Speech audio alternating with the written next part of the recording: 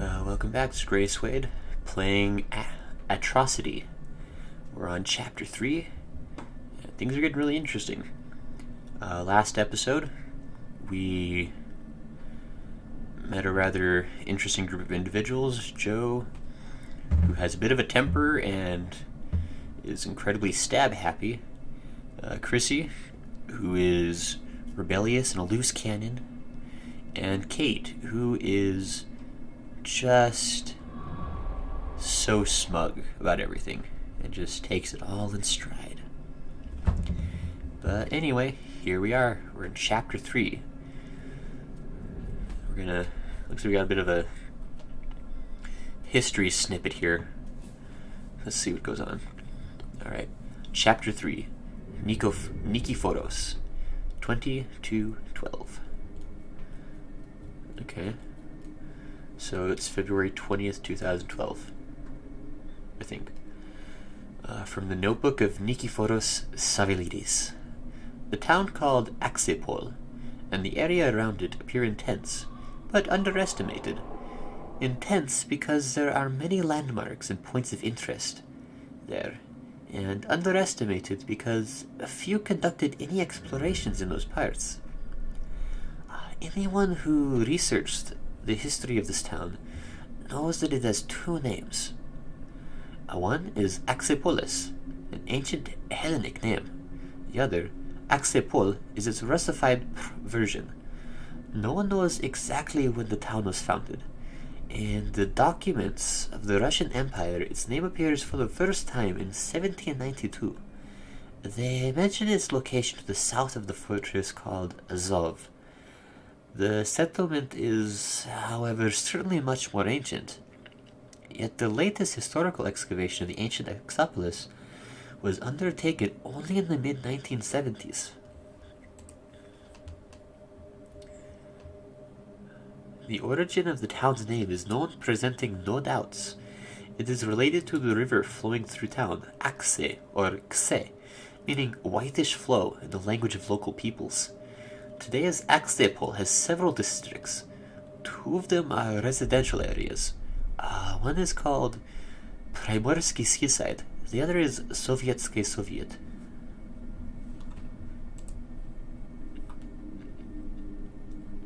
The Seaside district is located along the shore of the Azov Sea on three hill slopes, all descending straight toward the sea. There are mostly single-story cottages here, but built without any system. Over the last 20 years, local residents were leaving this district on a large scale, and thus there are many abandoned and desolate structures here. Conditions in the Sovietsky district are totally different. This is, after all, the official part of town. This district, which locals called Barsky Manorial, existed prior to the 1917 revolution. But when the Bolsheviks came to power, its name had to be changed. Most government offices, shops, cafes, two local schools, a college, and even a theater are located here today. Most of the buildings in this town district were built in the 19th century. During the Soviet era, only several five-story apartment buildings were constructed, as well as a hospital and a cultural community center. One more noteworthy landmark is the building, now abandoned, of the shoe factory. It was erected in 1897. Wow. Alright. One more and very unusual town district called Promyshleny was developed during the Soviet years. By now it is also abandoned. It all happened in the 1970s when a decision was made to build a gigantic factory in this rather small town, making it into a large manufacturing center. The Ksay River was dammed as part of the Grand Plan. A residential community consisting of tower blocks was built, and a huge factory building shaped as a pentagram rose close by. The district was ready and new residents were starting to move in, but in a summer night of 1975, the dam collapsed for an unknown reason. The water inundated the lowlands where the industrial district was built, bringing to naught many years of work. researchers started calling this area industry-generated anomalous zone, and simply Probgen. Huh. This Probgen, also dubbed the Swamps, became the point of attraction for industrial tourists in the late 1980s. Some of the so-called stalkers, i.e. urban explorers, appeared here from corners of the country. Not all of them ended up in a good way here. In 1993, a student disappeared who came over from the capital. Eventually, only his personal things were found, but his body was never recovered. This was the first in a long list of sad events. 5 more people disappeared here from 1999 to 2003. Policemen who were sent to search for the missing persons found only their personal belongings. People not only disappeared at Probgen, some were killed there. About 30 bodies were discovered at the factory premises and nearby structures since the early 1990s. No connection between those victims was established. Some of them were locals, others came from all around the country. They all went to Aksaypolis for very different reasons. It is interesting that some locals mention such phenomenon as the call. That is, when a person suddenly feels an irresistible urge to get to the swamps. To the best of my knowledge, anyone who got to see the Probgen even once might be exposed to this phenomenon.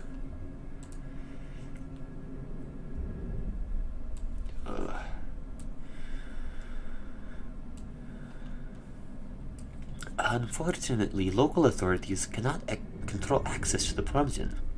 Its territory is too large and the local police force does not have too many men. Plus, some of the police who made attempts to patrol either the Probgen or at least its perimeter were found dead. One of them shot himself right in front of his colleagues when he was at the factory premises. Witnesses maintain that there were no grounds for doing this, as he had no problems either in his personal life or at work. What suddenly happened was that this man, their colleague, suddenly turned pale, got out his surface pistol, and blew his brain out. In 2003, there were 2 more suicides, after an investigation related to the disappearance of a terrorist group. 2 policemen left separately for their homes after hours and went to bed, but sometime later that night, they walked away from their homes without waking up any of their family. Their bodies were found next day near the factory. One hung himself making a noose out of his clothes, and the other jumped off the factory roof. The relatives testified that someone gnawed the body of the hanged man.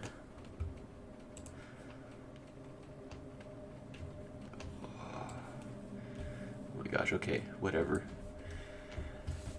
They said that the wounds were proof of a cannibalistic attack.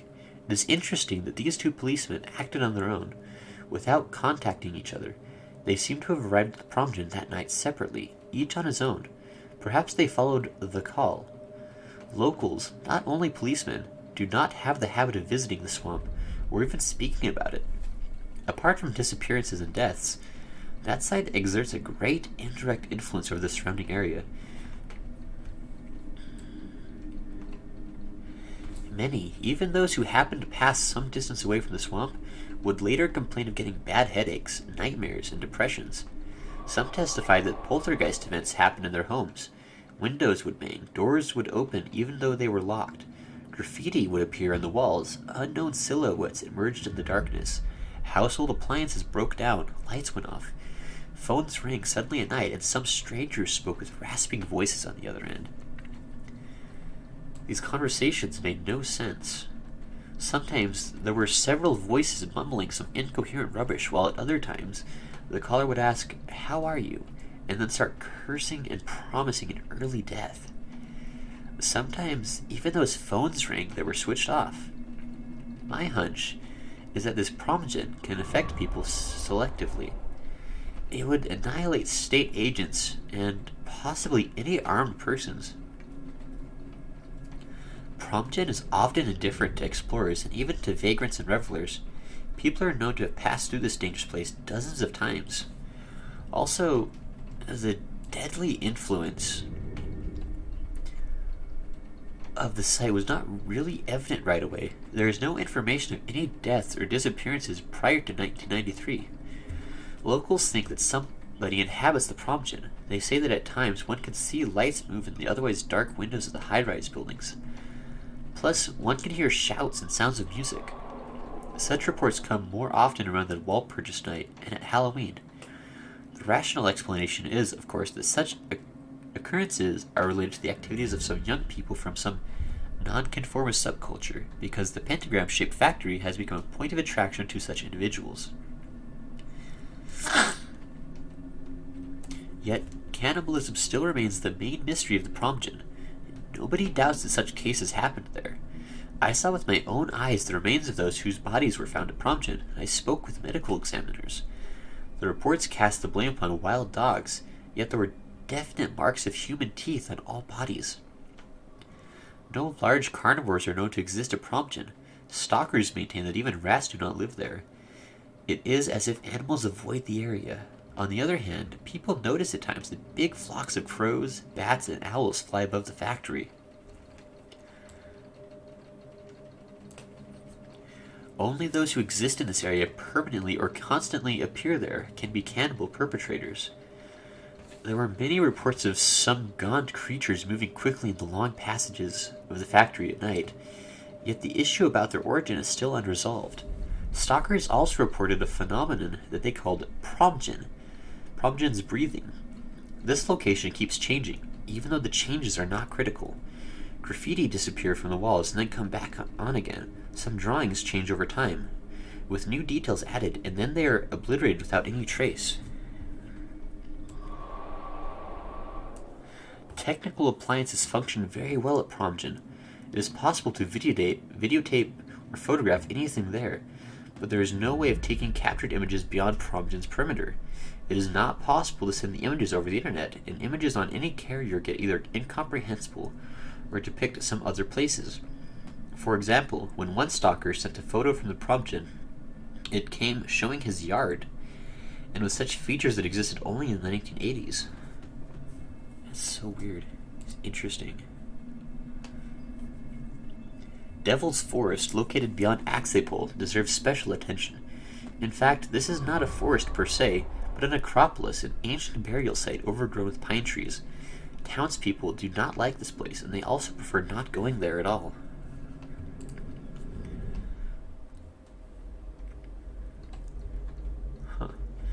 Aksaypolis, Andrew's antique store, morning. Andrew woke up when the sunlight filled his room, flooding in through the windows of his tower. So this is the guy that Robert and Peter were going to sell their stolen stuff to, except that they did not successfully steal stuff in Chapter 1. That's right, his own tower indeed. This is how he was called the old fire...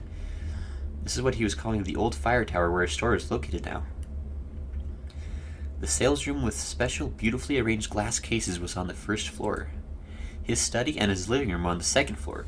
This building was used as a fire station until the end of the 1940s. Then firemen were transferred to a new and modern building, and the tower was closed down until it got transformed into a housing project in which living conditions were pretty crummy. In the early 2000s, Andrew could gradually buy up the apartments and refurbish the building for his own needs. The antiquarian made a painstaking effort for preserving the outside of the fire station as it used to be, thus earning respect from the locals. The tower was its main feature as it offered the view all across Aksaypolis from its top. Years ago, it was the highest site in town, so that firemen on duty could keep watch on the town in order to see the smoke if it were to appear someplace. That was before. Today, this round structure provided the best view. One could admire the sea to the west or look at old buildings to the east and south of the tower. North of it, the ugly Promgen could be seen quite clearly. Several years ago, the doors of the antique store were opened for the visitors. A clerk was sitting at the cash register. There were few clients, however, so over time Andrew started taking preliminary orders and transferred most of his sales operation to the internet. The massive door of his store mostly had a sign that read closed. The store owner rarely took it down. Still, Andrew did not think of removing a large wrought iron antiques sign which was above the entrance door. He had a dream. to become a real dealer in antique objects.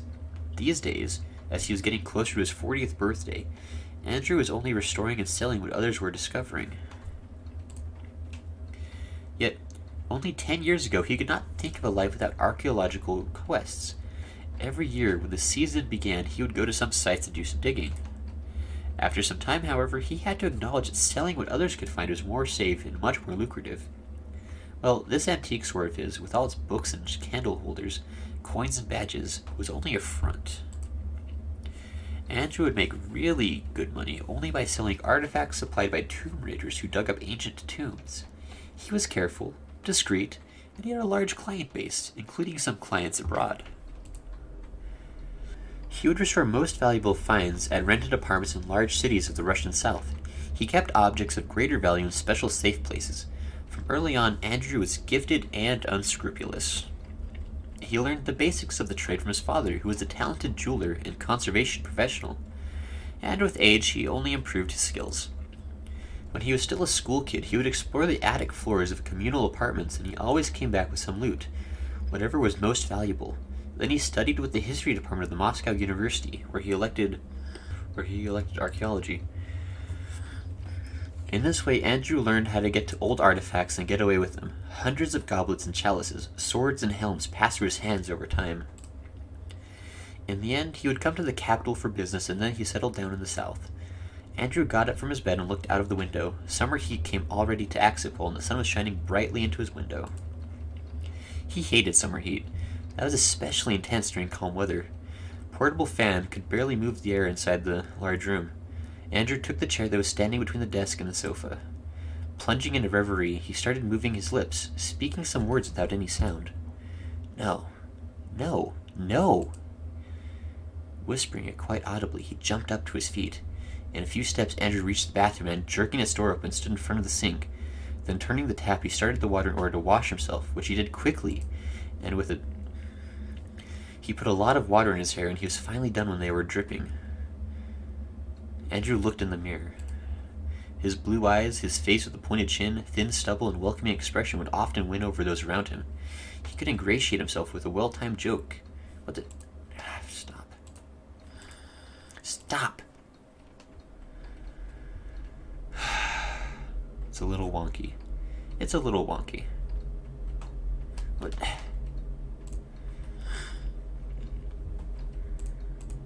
Quit.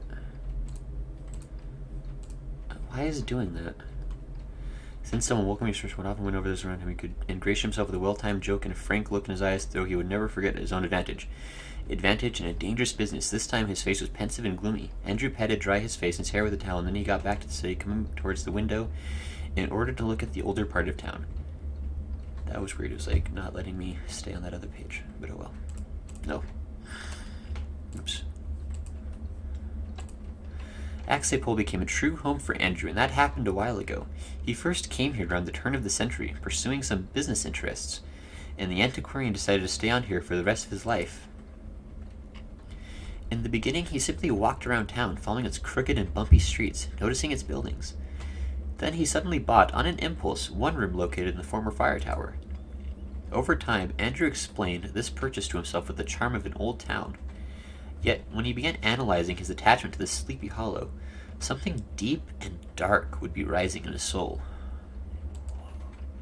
A dark ocean lurking in a most gloomy nook of his soul. Then Andrew became detached and serious. He started speaking some words, any sound, and in the end he repeated only this: no, no, no. In such condition, he would go crazy and could not regain his senses for a long time. Such bouts would happen to him only when he would be all alone, and only his ex-wife knew about it because she would find her husband walking up nervously up and down the room about twice a month. Andrew would never explain anything. He'd be evasive about his conditions, and his wife would believe him less and less. He usually shrugged it off. "Oh, I simply got lost in my thoughts," he'd say, and then got very excited about things. Right now, his thoughts were circling around the mounds in the necropolis. It seemed to him that he got to an unknown place, or that he remembered something important and then forgot it once again. It took several minutes before he could get back to normal and regain his composure. Now, he could get down to his work. One of the first Tolstoy's editions was sitting on his desk. It was published during his lifetime, and now Andrew is about to start restoring it. Wow. This was a part of his work creating the front for his other dealings, but he liked it too. He really liked his work, and it did not matter what he was involved in, books, coins, or jewelry. It was the process itself, the slow, careful, and almost meditative work handling old things, antiques that gave Andrew a genuine pleasure. Yet as soon as he sat down to work, the phone rang. The phone's display showed Julie's name. Andrew took the mobile in his hand, looking at it for a while and hoping that it would finally stop ringing. He was not eager talking to his ex-wife. Besides, their conversations mostly ended with yet another quarrel. Finally, he felt that he could not evade talking to her this time, so he answered the call. Hi, Julie. How are you? Hi. Listen, what about money? She decided to take the bull by the horns. You need money? Again? Yes, and a promise is a promise. Right. I know. Yet I gave you some dough only recently. Well, our daughter is also part of the agreement. I am raising her, and this costs quite something. Well, yes, and my former wife Well, yes, and my former wife, being a loafer, does not intend to earn anything on her own. I keep having this feeling that I'm supporting you rather than my daughter. You know very well I cannot work. Of course I do. That's why I called you a loafer. There's no work available here in this place. Besides, raising a child requires a lot of work, taking up a lot of my time. And you promised that my daughter and I won't need a thing.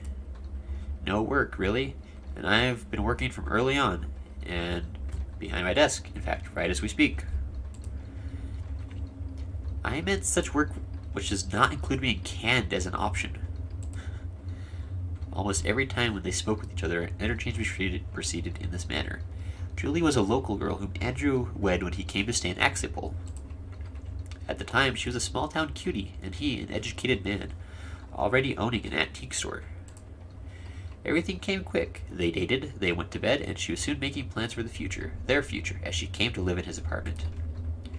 Well, a happy family life did not happen. After all, while Julie would not even think of getting a job, nor was she up to anything except squandering her husband's money, Andrew was in charge of the black market for ancient artifacts with his store use. Years later, Andrew and Julie separated despite the fact that they had a daughter, but he was tired of seeing his wife as a disappointment, and she got tired of expecting every day that the police could come and do the search. In the best traditions of a family drama, she went back to live with her parents, taking the daughter along, and Andrew promised to give her money. Unofficially, of course.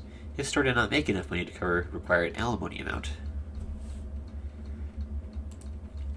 By now, it has become almost ritual. Julie speaks to their daughter and reminds him that she could, in principle, go to the police and report his illegal business, while Andrew pretends that he is afraid that she might do that, even though he knows that his hand is her only source of income and that she would not want to load them. Oh yeah, my business is at fault of it all. Well, on the other hand, it's been paying your bills for so many years now, despite the fact that we've been separated for a long time. And I've been babysitting your child. She spoke this last sentence slowly, almost enunciating every syllable, as if it were her winning argument. I guess I'll give the money to her. No, stop. Crap. Oh, bugger. Andrew put down his phone, then, with a heavy sigh, rubbed his temples with his fingers. Alright, the sooner I'll get over to her, the sooner I'll get back to work. He opened the drawer of his desk where he stored his cash and grabbed a handful of notes without counting them. This amount was about the same as usual when he shelved out something for Julie. Grabbing his jacket, Andrew went to the ground floor and opened the entrance door. Yet someone was there standing on his porch, someone whom Andrew was not expecting to see here. It was Robert, in his hiking outfit, with tousled hair and pouches under his eyes as if he did not get enough sleep for days.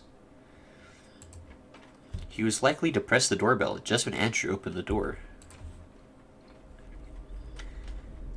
Hi. He spoke shyly, trying to avert his eyes as if he was feeling uncomfortable about something. Hi, I wasn't expecting to meet you here. Will you come in? Yes, if you don't mind. Andrew brought Robert to his study on the second floor and seated him on a small sofa. Tea? Coffee? Something stronger? No, thanks. I've got a knot in my stomach. Then tell me just what went wrong. You were supposed to be digging there for the next couple of days. Right. Was supposed to. Then some crap happened. Let me guess. Was it something unexplainable? Someone was present there. Or something. I have no idea, really. As if it wasn't human. You're not the first one. I know, and you were warning me too. Were you aware that something of that sort might happen? I had a hunch. Yet, how could one explain that sort of thing? Did others get the same kind of experience? What do you mean? Well, all kinds of visions, or things moving around on their own. No, sorry, I do not know any details. Yet almost all who were trying to dig at the necropolis are dead by now, and each died differently. Ugh. Well, regarding that... What now? Peter is no more. I called him last night. They told me that he hung himself. Oh, jeez. Oh, crap. Right. Looks like now it's my turn. I thought that you may have an idea on what's going on. Not much. Whatever I've told about the necropolis, that's true. Same about related deaths. I knew some of the guys. But I have no idea how one could protect himself from it. Looks like the necropolis has some logic of its own. Some were killed right away, and others lived their normal lives for weeks after without mentioning anything. So, what should I be doing now? Andrew paused to think. Robert was, after all, his good acquaintance, even though they were connected because of their business. Yet, he did not deserve such a fate. But how could the antiquarian help him? He felt sorry for him, but that feeling was not as strong as to make him mess with the force ruling at the necropolis. Well, Robert, I can't really help you. But wait, don't be in a hurry to kick the bucket. If I can't help, it does not mean that I can't find someone who can. There's this client of mine, for example. He's an ethnographer. He's an expert on all kinds of mystical and supernatural stuff. He may be able to give some advice. Robert, I am desperate already, so I'll accept help from anyone. Andrew nodded and got out his phone. He found the name Nick in its memory. After several dial tones, a voice said, hello. Hi, Nikifor. Here's Andrew. Hi, Andrew. Haven't seen you in a while. How are you? I'm fine. Nothing new. Hey, this friend of mine, he's got a problem which looks like it's right up your alley. Maybe you could tell him what to do. Let's try. What kind of problem is that? It's related to the necropolis. Oh, that might be interesting. Can I have more details? He's right here at my place. Only the two of us here. I can switch to the loudspeaker mode, okay? Yes, that's a good idea. He's right here at my place. Only two of us here. I can switch... What the... Andrew put his mobile on the table and nodded to Robert, indicating that he can start talking. Hello. Hi. We haven't met before. My name is Robert. Great. Be well, Robert. I'm Nikifor. It's an unusual name, I know that, so call me simply Nick, okay? Well, what happened with you? My friend and I, we went to the necropolis and stayed there for the night. Were you guys someplace in the vicinity of the mounds, or right bang in their midst? In between them. We set up our tent, and then we woke up in the middle of the night seeing the same dream. What was in your dream? Idols on the mounds, and a voice that spoke to us. What was it saying? Can you describe the voice? I'm not really sure, but I guess I might. Then let's do it later on. What happened next? Someone started moving around our tent, close to it. Peter peered out from the tent. I could only take a glimpse of something, and then there were some tall figures there. They looked like very tall, scrawny human beings. Then we ran away, leaving our stuff behind. I got it. What else? Then we left our homes, and over there, these strange things started happening. I got visions, and things started moving on their own. Lights got switched off, and also by itself. Does all this sound like some kind of nonsense? Luckily, you're talking with someone for whom such nonsense means something. In the end, I left my home as well and was walking around town for the rest of the night, until I came to see Andrew. Oh, when I called my friend, they told me that he took his life that night. Here's the story. Okay, I understand what the problem is about. You did a right step by calling me. Tell me honestly, please. Am I doomed?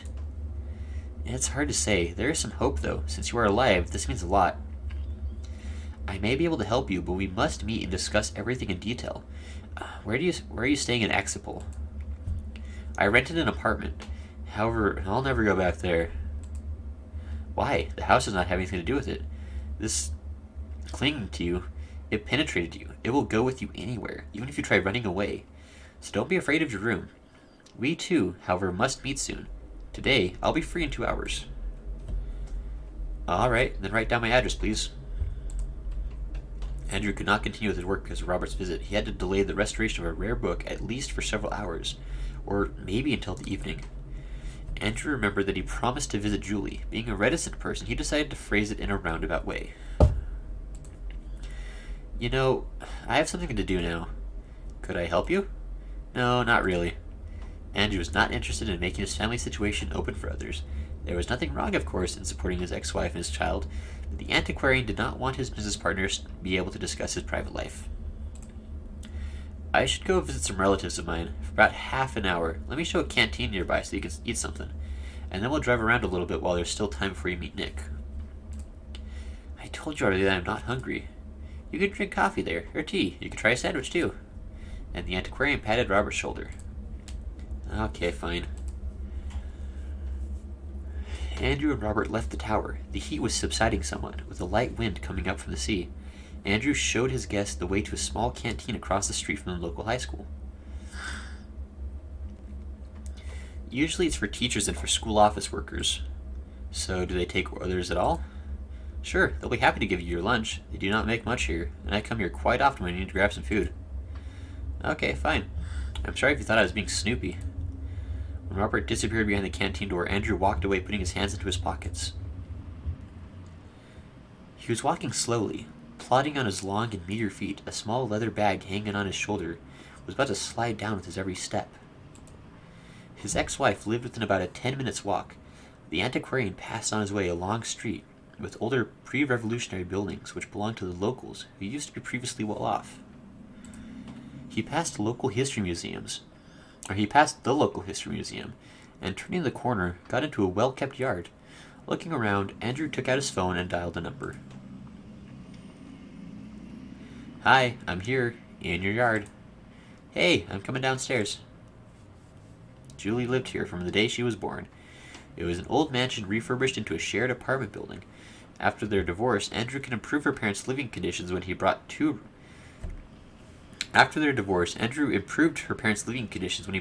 rooms from the neighbors. Now his ex-wife and whatever. Here's something for you. It might be more than usual. Thanks. So you're still at it? As you can see. Andrew nodded at the wad of money that Julie was holding in her hand. Why not give it up? What shall we do if what'll we do if they lock you up? And if I die, then what would you do? Or if they lock me up in the nut house? Don't start this. Alright. Right. And still, if you weren't messing around, we'd live together. But would it have been possible? Just look how others live. Julie, I'm not at all like others, okay? I do what I can, and you never listen to me.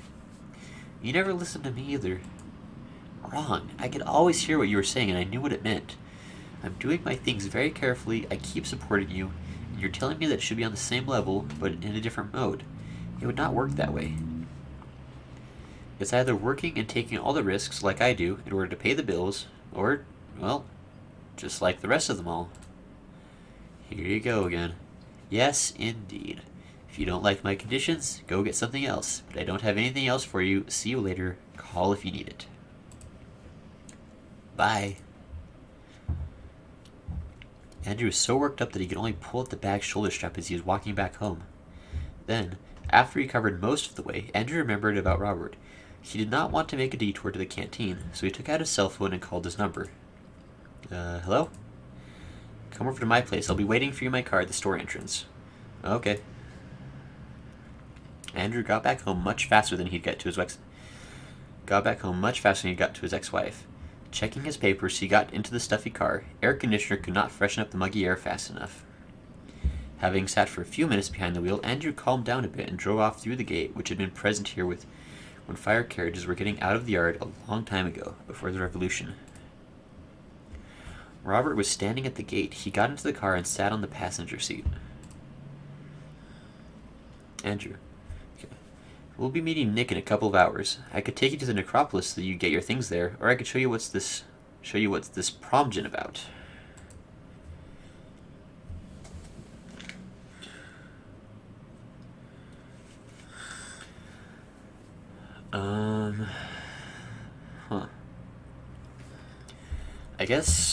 The initial reason that Robert even stayed in town is because he wanted to get his stuff back, so I'm guessing he wants to head back to the necropolis.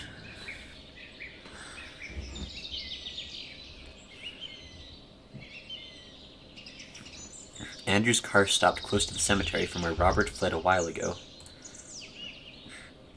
Is it really safe here? You sure? It should be alright. That appears here only at night. Well, you came here during the day, right? So there's nothing to fear now. Even if Robert believed his words, he did not leave the car. Where to from here? Robert pointed towards the mountains. Over there, along the path on the side, all the way to the fence, and then through the forest. Take me there? They walked across the cemetery without saying a word. They stopped only before entering the forest. This is where I saw Peter last night when he was still alive. Was he alright? Yes, even though he was very scared, of course. But not as much as to go home and put the noose around his neck. I cannot imagine just what he may have gone through in his last hour of his life. Or what he saw. It is, perhaps, better not to muse about that. Even though it is egoistic. Now we must think how to solve the problems of those who are still alive. You're right, of course. Perhaps... The forest was still the same, except that this time Robert was not very sure as to where to walk. Still, in half an hour they got to the tent which was left behind. So, it was here that you put up your tent. A good place for a dig, and the mountain nearby looks promising. What difference does it make now? Hey, are you sure that it's alright for us to have come here again? Does this force really reveal itself only by night? Yes, by night. Even though this force seemed to choose its victim depending on its intentions. Some were digging here during the day, then they would go home for the night, but in the morning they were found dead. And when someone comes for a stroll here by daytime, they go home and everything is fine. That is, only grave robbers get punished. Looks like it.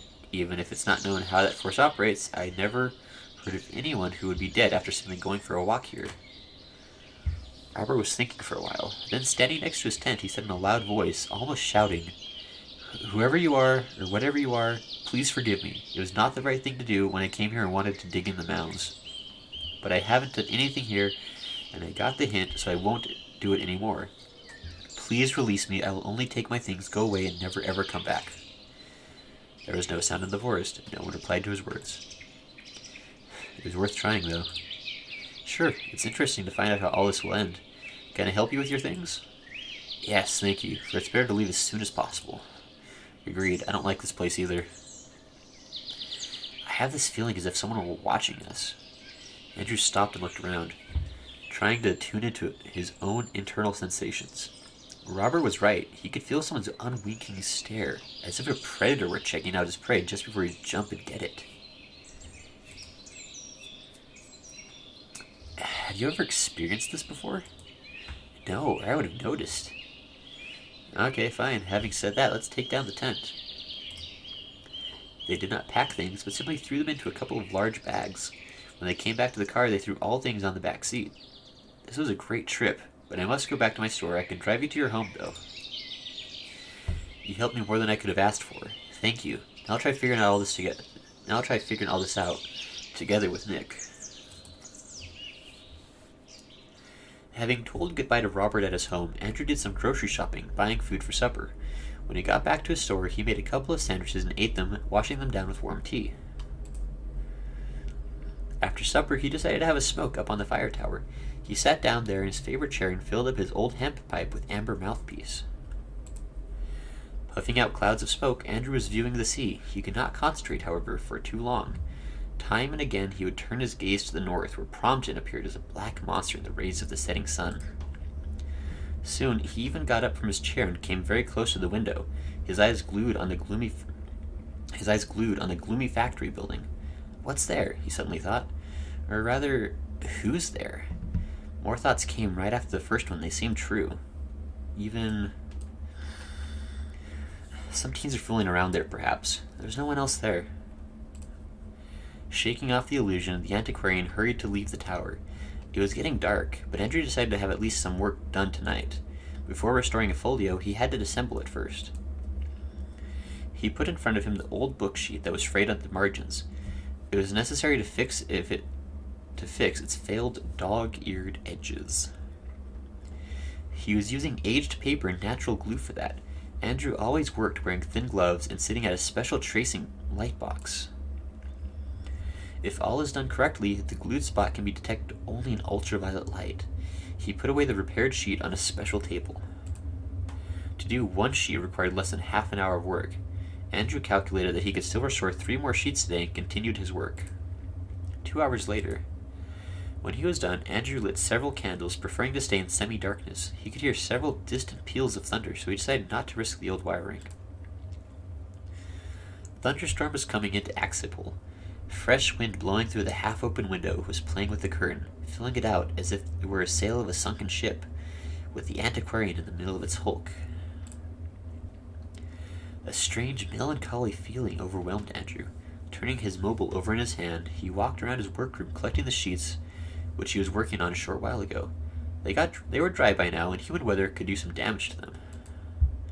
Andrew was turning around in his mind the various projects which he thought necessary to complete, but suddenly found them ludicrous and useless. Eventually, he sat down in his chair again and got still. Spring was coming up out of there, behind the window, and here it was the fall that suddenly overwhelmed him. A strange multitude of emotions was gripping Andrew's soul. If it weren't springtime now, but fall, everything would have felt easier and more natural. The fall is not the best season, but the most sincere. Andrew felt that he could not sit around like this. He needed at least to call someone and talk about things. He scrolled his call history in his mobile and dialed Nick.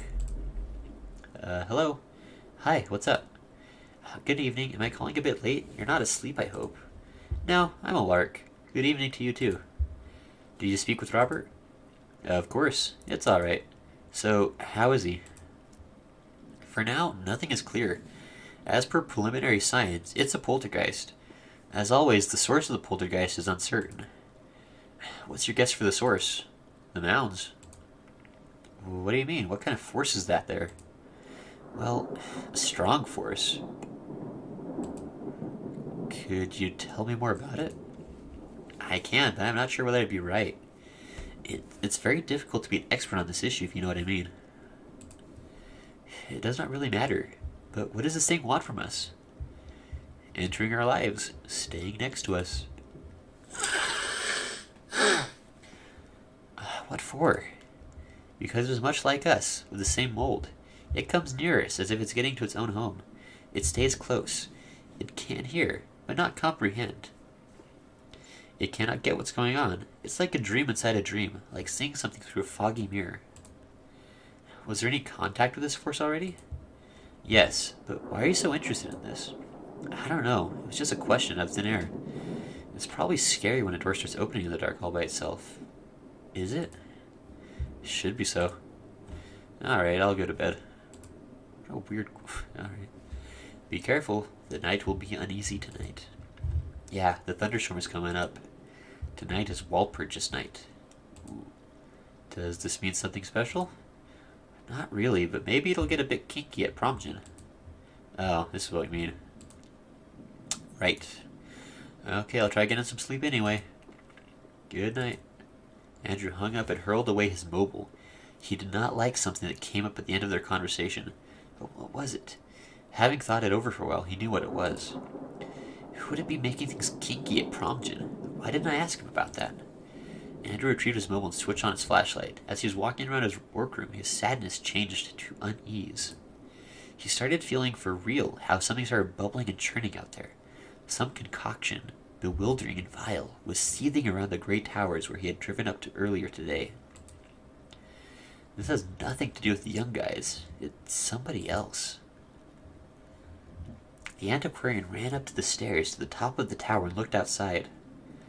Promgen seemed to him to be the same as usual. Still, he kept looking at the dark outlines of the industrial behemoth, and several minutes later, the building seemed to have started resounding in a strange way. No, it's not a Hulk, nor a skeleton. Someone resides there, and he or it will be celebrating tonight. Andrew turned away from the window and ran downstairs, jumping over several steps. Lightning flashed behind the large windows, and almost immediately thunder crashed. Andrew ran past the glass case of his cells room and exited to the hallway. He was not driven by fear or by curiosity. He simply felt that whatever is out there, where the great celebration was about to start. And he ran outside, forgetting to take an umbrella with him. He ran some more, with the rain pouring buckets on him, and then he stopped. Whatever was beckoning at him suddenly disappeared, evaporated. He was standing alone, all wet through, under the rain that was still falling on him, and how was that? Waving his hand, Andrew swiped it across his face, trying to get water from his eyes. The rain blinded him. He could not see Promgen anymore. What's wrong with me? Why am I here? Andrew came back home. He stripped down his wet clothes in the hallway, throwing them on the floor. Andrew came up to the sofa, and, throwing over himself a light blanket, lay down on the soft surface. Candles were still burning nearby. What kind of stunt did I just pull? Why? How about that? Andrew was falling asleep. Walpurgis Night was beginning.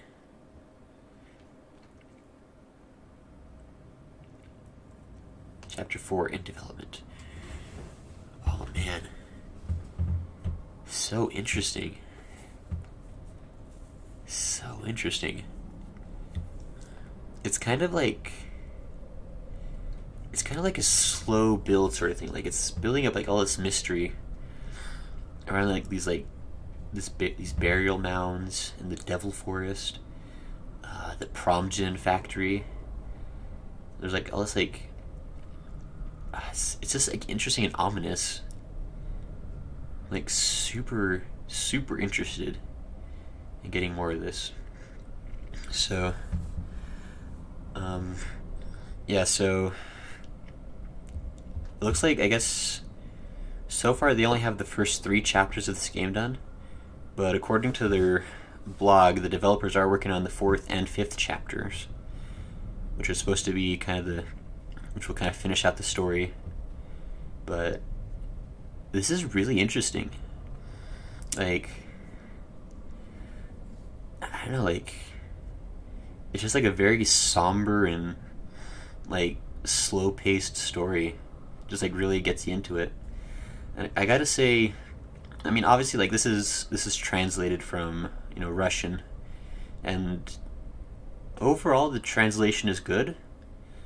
I feel like it got a little more sloppy as it went on. Like, this last chapter, especially like chapter 3, was like a little bit weird in the dialogue, but I mean, it's still perfectly understandable.